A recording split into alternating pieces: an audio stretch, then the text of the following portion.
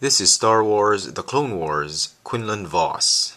The figure is part of Wave 5 of the 2010 Clone Wars figures. Here's a quick look at the packaging. Very nice. It is a Galactic Battle Game figure with a Galactic Battle Game card, a die, as well as a base. Here's the back of the packaging, the rest of the assortment, with these two belonging to the previous wave.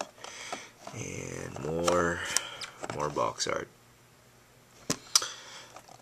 Okay, so if you recall, the character, part of the Dark Horse Comics expanded universe, whatever, Star Wars comic book, made his first appearance in Season 3, Episode 9, and I think the episode was called Hunt for Zero the Hutt, I think, whatever, but they were he and Obi-Wan team up to track down the escaped Zero the Hutt. And if you follow all the seasons of the Clone Wars, which I'm sure most of you do, Zero escaped Coruscant, and he was liberated by a band of bounty hunters led by Cad Bane. Alright, I have him posed together with Obi-Wan Kenobi, the figure that came with the Frico speeder. Very nice. So we're going to leave Obi-Wan to the side for now. It's a great figure, Quinlan Vos. I didn't really read the comic books with this figure, but it's a pretty. He's known to be a very unorthodox Jedi. He's a very rebellious Jedi. If you watch the episode, you'd see that he was, you know, if you thought Anakin was a little bit rebellious and over the top, he's a saint compared to this guy, because this guy just goes. I mean, he's like pure instinct. I loved the episode. I thought it could have used a few more battle scenes, but he was pretty cool. Anyway, I love this figure, definitely, and I'll show you why in a minute. He comes with this. First off, it's a speeder board. That's what the box says. Kind of reminds you of Marty McFly in Back to the Future, the hoverboards. I didn't actually see the hoverboard in that episode. I'm not sure if we're going to see more of Quinlan Vos. We'll probably do, but they've put a hoverboard with it, or I just missed it. Somebody please tell me if the hoverboard made an appearance in episode 9.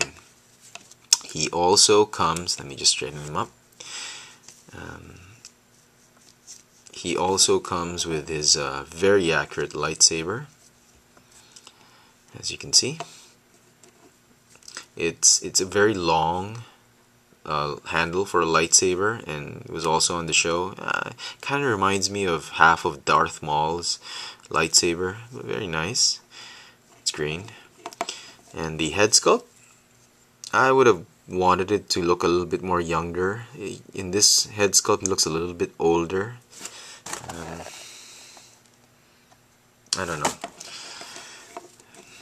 Okay, but it's okay. I still like this figure. Also, the figure has pretty decent articulation. Let's start with the head. He's got a ball jointed head, ball hinge shoulders. He's got a ball hinge elbow, swivel wrist, swivel waist, and a ball hinge hip.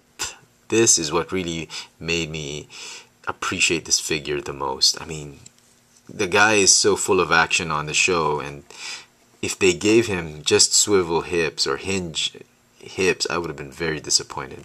So ball hinge hips and ball hinge knees, and also they've if you've seen my modular armor Iron Man, I mentioned this new ankle joint. It's a modified or reversed ball hinge ankle, where you have the hinge on the leg and the swivel on the foot, and actually the swivel is at an angle, as you can see, and therefore provides limitless amount of posability with this figure. And it gives it, actually just gives it a more stable open leg stands, which I really like and appreciate about this. I can't imagine why Hasbro never thought about this in the beginning, but with this new joint, come on, you can actually have him stand up and well balanced compared to this previous joint, as you can see, that just doesn't lay flat.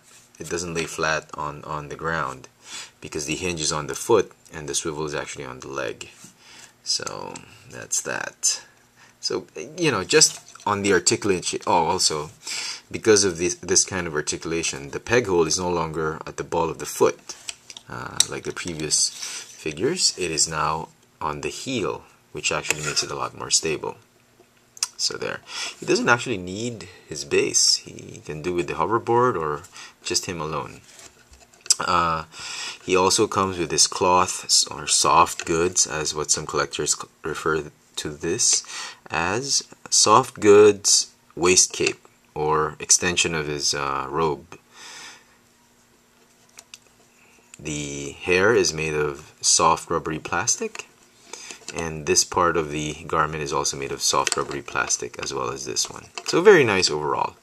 One last thing about articulation. Because he has some molded shoulder pads on his right shoulder, the articulation is very much hindered. He can just go 360, rotate 360, but go in and out is very difficult. He can go in, but not out. That's kind of a shame. Also, if you notice, both his hands have pistol grips, which I can't imagine why Hasbro chose these kinds of grips. He doesn't have a gun.